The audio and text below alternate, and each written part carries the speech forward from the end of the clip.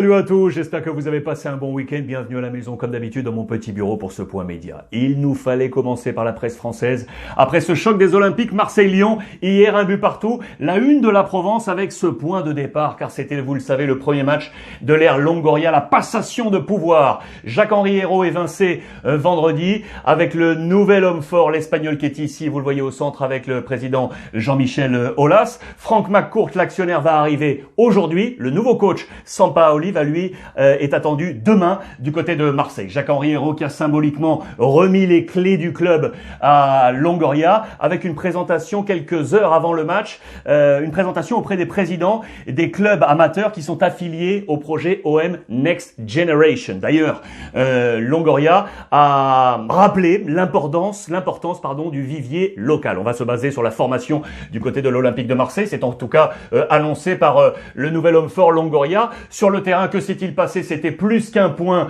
pour nos confrères de la Provence. Ce nouveau départ pour l'Olympique de Marseille, avec Nasser Largué qui assure l'intérim, vous le savez, qui avait mis ses joueurs dans une bulle pour les protéger de tout ce qui se passe en coulisses. Camara était dans le bon tempo. Le cadeau de Milik avec son deuxième but sous le maillot de l'Olympique de Marseille, c'était son anniversaire, 27 ans pour lui. Les notes ici de l'OM, je vous les ai grossies en les mettant en parallèle avec celles de nos confrères de l'équipe. Meilleure note pour la Provence avec notamment Payet avec un 6, Milik logiquement avec un 6 ou encore Camara pour la même note. Milik a eu également cette meilleure note du côté de nos confrères de l'équipe, également avec Gueye ou avec Camara. Du côté de l'Olympique Lyonnais, on parle de Paqueta qui a été décisif et exclu, malheureusement laissant l'Olympique Lyonnais à 10. La mauvaise note, le petit bémol négatif, il est pour Kadewere avec un 3 sur 10 pour lui. L'Olympique de Marseille qui va donc être un arbitre dans ce championnat. Bataille à 4 pour le titre entre Lille, Paris, Lyon et l'AS Monaco. Je voulais également vous parler de la position de Rennes ici à la 9e place. Pourquoi? Ce matin, regardez, communiqué officiel tombé sur les réseaux sociaux,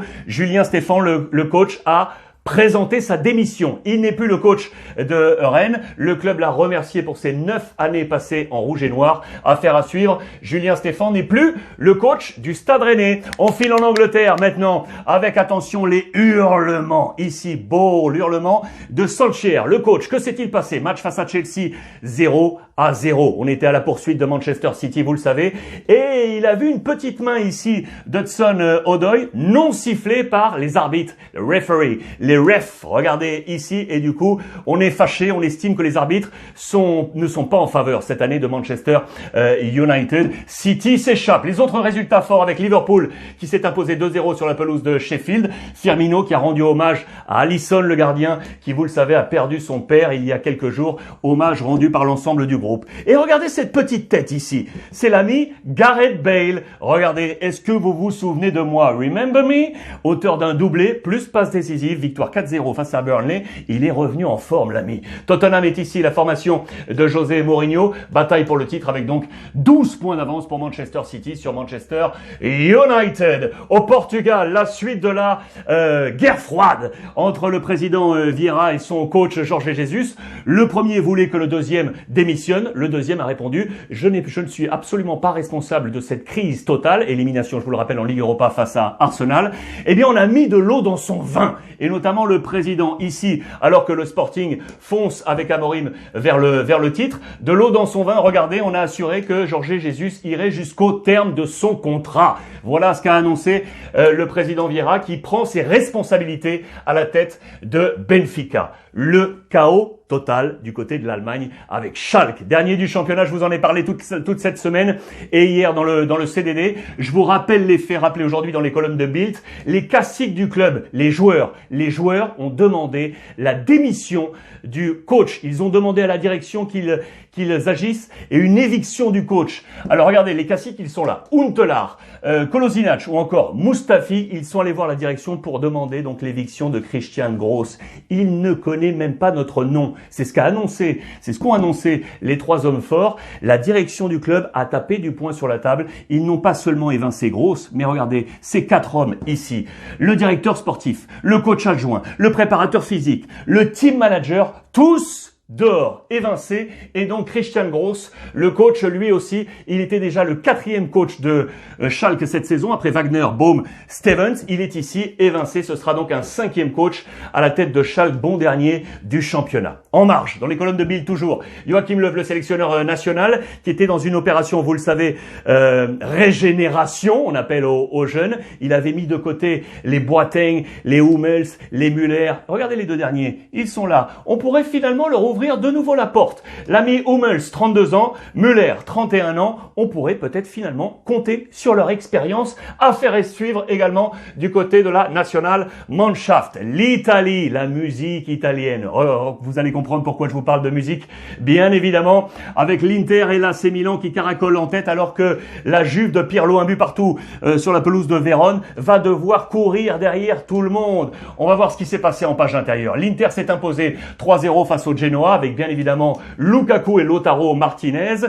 10 des 14 derniers buts, ils sont pour eux. 6 et 4, les hommes forts. 6 victoires sur les 7 derniers matchs pour l'Inter qui caracole en tête. Heureusement pour le suspense, Milan s'est également imposé hier sur la pelouse de l'AS Roma 2-1 avec, regardez, le chant de Rebic. On est toujours sur ce thème musical. Dommage pour l'AS Roma avec au passage un très bon Verretou qui fête son 28e anniversaire aujourd'hui et on le salue, le français. Un très bon Rebic. En page intérieure, on nous parle également logiquement de Zlatan Ibrahimovic. Il s'est donc blessé. Le voilà le thème musical. Il va changer de scène. Vous le savez avec ce calendrier, je vous l'ai grossi. Il file du côté de San Remo, à l'ouest de Milan, tout près de Monaco. C'est le festival de la chanson annuel. Il est invité en mode guest. L'ami Zlatan Ibrahimovic, à 4 reprises, cette semaine, il sera présent au micro. Entre deux, il y a des matchs. Regardez, c'est là qu'il y a une polémique parce qu'on se demande comment ça va se passer. Des kilomètres en voiture, des entraînements sur place, pourquoi pas du côté de Monaco. C'est la polémique en Italie, d'autant que Milan, était à la bataille pour le titre. Imaginez qu'il venait à se blesser sur une scène. Imaginez ce qui va se passer. Du côté de la Juve, on poursuit donc derrière. Attention, mini-crise, parce que la Juve n'a jamais été aussi loin de la tête depuis 10 ans, depuis une décennie. La Cristiano-dépendance est de trop. On manque de Arthur et Dybala qui ne sont pas en pleine forme physique. Et du coup, la Juve est ici à 10 points de l'Inter. Cela n'était plus arrivé donc depuis maintenant 10 ans. Petite crise du côté de la Juve. L'Atlético de son côté caracole en tête. On sait souffrir. Victoire 2-0 sur la pelouse de Villarreal. Ultra importante. C'était la 308e victoire de Simeone. Absolument folle à la tête de l'Atlético. Il égale le grand Luis Aragonès. L'Atlético donc leader. 58 points devant le Barça et devant le Real Madrid. On va en reparler du Real. Le Barça de son côté qui veut y croire encore à cette bataille pour le titre. On est encore en vie avec Dembélé et Messi, notamment pour la Coupe et pour la Liga. On ne parle plus de Ligue des Champions. Tiens, face au Paris Saint-Germain. Le débat également des 3 candidats à la présidentielle. Dimanche prochain, dans 6 jours, nous connaîtrons le nouveau président du Barça. En page intérieure, donc, Operativo Doblete. Coupe et Liga, on veut y croire encore pour Koeman et Lionel Messi. Regardez ce qu'on vous parle d'ailleurs, parce qu'on vous parle du match très attendu en Coupe de mercredi. Match retour face au FC Séville. À l'aller, 2-0 pour les Andalous. Mais attention pour les Catalans, car lui est blessé. Lui, c'est Pedri, l'homme fort du milieu de terrain. Plusieurs options pour le remplacer. Riqui Puig, ou alors Pjanic, ou alors Illich, la nouvelle petite pépite, ou alors Griezmann ou Trincao. Plusieurs options donc pour remplacer l'ami Pedri qui est blessé. Antoine Griezmann qui a été un peu pointé du doigt par Ronald Koeman. On veut plus du français. Dembélé, lui, caracole dans ce 11 de départ. Et le petit Illich, formation du Barça, qui s'installe dans ses plans de Ronald Koeman. C'est un homme important aujourd'hui dans le débat catalan. En parlant de débat, c'était le débat donc pour la présidentielle. Hier, le premier débat à 3, il y avait eu un débat économique. Laporta n'était pas là. Les 3 hommes forts, Fonte, qui est ici au milieu, Freixa et Laporta. Principale discussion houleuse entre ces 2 hommes.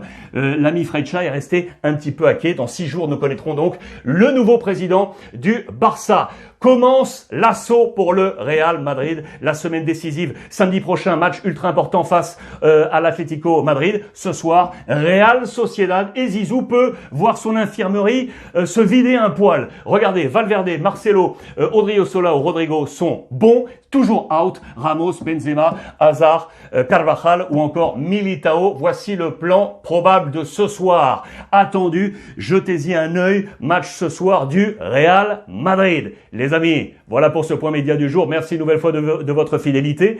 On échange via le petit hashtag Ruiz Club et comme tous les jours, profitez des vôtres.